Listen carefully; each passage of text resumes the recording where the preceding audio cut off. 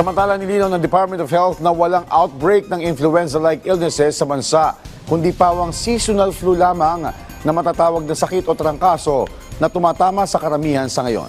Si Bien Manalo sa detalye.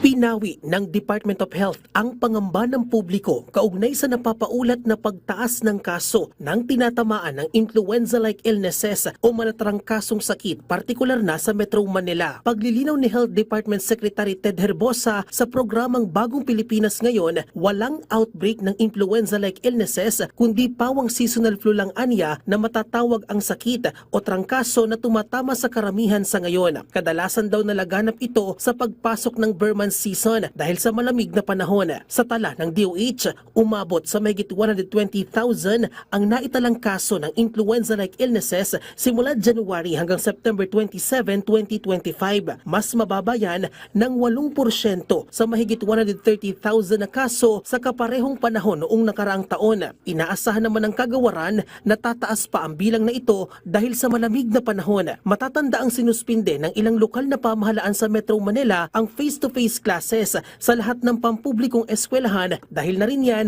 sa naitatalang kaso ng influenza-like illnesses at maging sa sunod-sunod na lindol na tumama sa ilang bahagi ng Pilipinas. Bibigyan ito ng pagkakataon ng mga paaralan na magsagawa ng disinfection, sanitation at building inspection. Sabi pa ni Secretary Herbosa, bagamat hindi kasing bagsik ng COVID-19 ang nararanasang malatrangkasong sakit sa ngayon, dapat pa rin gawin ang ilang pag-iingat gaya ng pag-ehersisyo, pag-inom ng vitamin C at pagkakaroon ng sapat na tulog para mapalakas ang resistensya.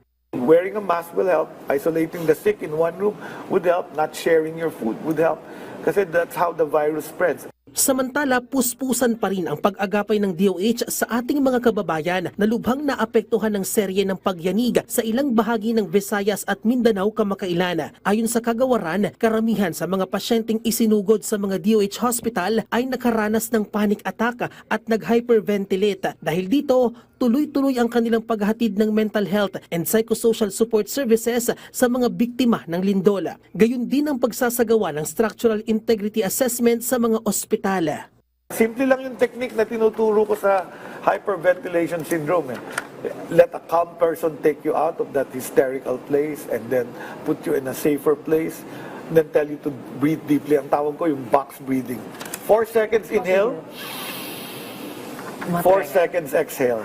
Paiigtingin din ng kagawaran ang mental health and psychosocial support and intervention program para sa mga naapektuhan ng lindol. Bien Manalo para sa Pambansang TV sa Bagong Pilipinas.